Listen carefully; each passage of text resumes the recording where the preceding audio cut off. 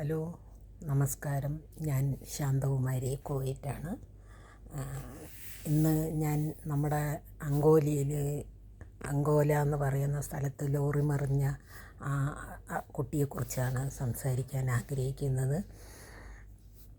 ഇത്രയും ഈ 9 ദിവസം തിരഞ്ഞിട്ടും കാണാത്തത് ഇന്ന് കണ്ടു. ഓക്കെ, അതൊക്കെ സമ്മതിച്ചു. പക്ഷേ അതിൽ ഒരു ലോറിൻ്റെ ഉടമസ്ഥനും വേറെ ഒരാളും പറഞ്ഞു, ലോറി ഒരിക്കലും മണ്ണിൻ്റെ അടിയിൽ നിന്ന് ഇങ്ങോട്ട് വരില്ല, പുഴയിലേക്ക് പോകാൻ സാധ്യതയില്ല എന്ന് പറഞ്ഞത് കൊണ്ടാണ് അവരത് അവിടെ മാത്രം തിരഞ്ഞത്. പക്ഷേ നമ്മൾ ബുദ്ധിയിൽ കുറച്ച് ചിന്തിക്കണമായിരുന്നു. എന്തെന്നറിയോ, ഇത്രയും വലിയൊരു മല, ആ മല ഇടിഞ്ഞ് പാറയും കല്ലുകളും വീഴുമ്പോൾ അതിൻ്റെ ആഘാതം ഈ ലോറിയിൽ പതിച്ച് ഈ ലോറി നിരങ്ങി വരുന്നത് ഈ ചായപ്പീടി എൻ്റെ നേർക്കാണ് വണ്ടി നിർത്തിയിരുന്നെങ്കിൽ തീർച്ചയായും ആ ചായക്കടയും അതിൻ്റെ ഉള്ളിലത്തെ ആ 4 ജീവനും പുഴയിലേക്ക് പോയിട്ടുണ്ടെങ്കിൽ ഒരു സമയം ഈ ലോറിയും മണ്ണും കൂടി അവിടെ നിന്ന് അടിച്ച് വന്നതിൻ്റെ ആഘാതത്തിലായിരിക്കണം ആ ചായക്കട അടക്കം ആ പുഴയിലേക്ക് വീണത്. അപ്പം ഞാൻ പറഞ്ഞു വരുന്നത്, ഇത്രയും ജനങ്ങൾ അവിടെ ഉണ്ടായിരുന്നിട്ടും ഒരു സ്വല്പം പോലും അങ്ങനെ ഒരു ചിന്ത വന്നില്ലേ എന്നാണ് ഞാൻ ആലോചിക്കുന്നത്. സോറി.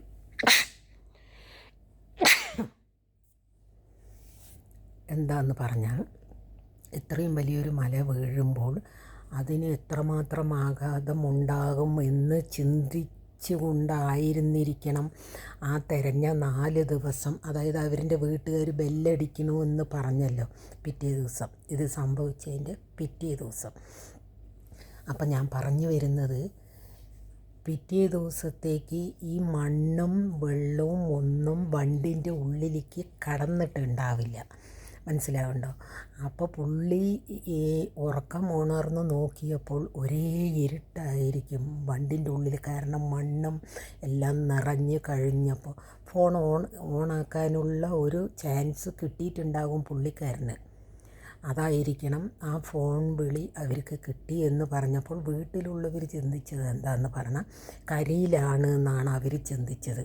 പക്ഷേ അവിടെ ഇത്രയും ജനങ്ങൾ കൂടി നിന്നവർക്ക് ഒരാൾക്ക് പോലും ഈ ഒരു ചിന്ത പോയില്ലേ എന്നാണ് ഞാൻ ആലോചിക്കുന്നത്. അങ്ങനെ ഉണ്ടായിരുന്നെങ്കിൽ ഈ ചായക്കട അപ്പുറത്ത്, അതായത് മല ഇടിഞ്ഞ് വീണ് ഇത്രയും വേഗത്തിൽ വന്ന് മറുകരയിലത്തെ പാടങ്ങളും പുഴൻ്റെ ഓരത്തുള്ള വീടുകളും പുഴകളും എല്ലാം പോയി, ആ വീടുകളും പോയിട്ടുണ്ടെങ്കിൽ, അത്രയും ശക്തിയിൽ വന്നിട്ടുണ്ടെങ്കിൽ, ആ ടാങ്കർ ലോറി ഒലിച്ചു പോയിട്ടുണ്ടെങ്കിൽ തീർച്ചയായിട്ടും ഈ 40 ടണ്ണ് മരങ്ങൾ നിന്നതുകൊണ്ട് വണ്ടി പോയില്ല എന്ന് ചിന്തിച്ചത് വലിയ മോശമായി പോയി.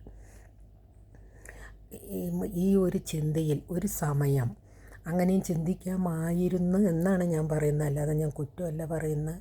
അങ്ങനെയും ചിന്തിക്കാമായിരുന്നു. എങ്ങനെയെന്നറിയോ, വണ്ടി നിൽക്കുന്നു, ഓക്കെ, വണ്ടി നിന്ന് മണ്ണും കല്ലും കൂടി വണ്ടിയും മലൻ്റെയും ഇടയിൽ വന്ന് വീഴുമ്പോൾ ആ ആഘാതത്തിൽ ആ വണ്ടി നിരങ്ങി ഇപ്പുറത്തേക്ക് വരാൻ ചാൻസ് ഉണ്ട് എന്ന് ചിന്തിക്കാനുള്ള ബുദ്ധിയില്ലായിരുന്നു ഈ ആൾക്കാർക്ക്. അവിടെയാണ് തെറ്റുപറ്റിയത്. അതിലാരോ ഒരാൾ വന്നിട്ട് പറഞ്ഞു, വണ്ടി പുഴയിലാണ് ചാൻസ് എന്ന് പറഞ്ഞതിൽ ഒരു സത്യം അപ്പോഴെങ്കിലും ഒന്ന് ചിന്തിക്കാമായിരുന്നു. അന്നും വീട്ടുകാരും അവിടെയുള്ള ആൾക്കാരും പറഞ്ഞത് എന്താണ്, കരിയിൽ തന്നെയാണ് എന്ന് പറഞ്ഞത്. പോട്ടെ, ആ ഒരു ആൾ അങ്ങനെ പറഞ്ഞ അവസ്ഥയ്ക്ക് ജസ്റ്റ് അപ്പോഴെങ്കിലും വെള്ളത്തിലേക്ക് പോകാൻ ചാൻസ് ഉണ്ട് എന്ന് പറഞ്ഞ സമയത്തെങ്കിലും അവിടെ തിരഞ്ഞിരുന്നെങ്കിൽ ഒരു സമയം 4-ാം പക്കോ 5-ാം പക്കമെങ്കിലും അർജുനെ രക്ഷപ്പെടുത്തി കൊണ്ടുവരാമായിരുന്നു. മനസ്സിലാവുന്നുണ്ടോ?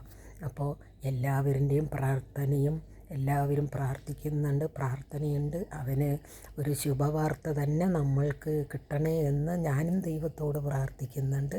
നല്ല തന്നെ വരട്ടെ, അവനൊന്നും സംഭവിക്കാതിരിക്കട്ടെ എന്ന് ഞാൻ വിശ്വസിക്കുന്നു. പിന്നെ ഈ ഒരു എല്ലാവരും പറയുന്നത് ഈ വണ്ടി മണ്ണ് വീണപ്പോൾ ഫ്രണ്ട് ഭാഗത്തിന് അത്ര വെയിറ്റ് ഇല്ല, മനസ്സിലാവുണ്ടോ? ബാക്കിലത്തേൻ്റെ അത്ര വെയിറ്റ് എന്തായാലും ഫ്രണ്ടിലേക്ക് വരാൻ ചാൻസ് ഇല്ല.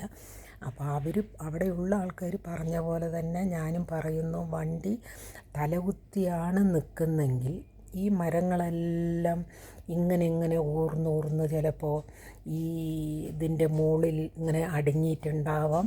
അങ്ങനെയാണെങ്കിൽ അർജുനൻ എന്ന് പറയുന്ന കുട്ടിക്ക് ഒന്നും സംഭവിച്ചിട്ടുണ്ടാവില്ല എന്ന് ഞാനും വിശ്വസിക്കുന്നു. ഒന്നുമില്ലാതിരിക്കട്ടെ, ആ ദൈവം അവന് ദീർഘായുസ് കൊടുത്തിട്ട് അവനെ തിരിച്ച് കൊണ്ടുവരട്ടെ.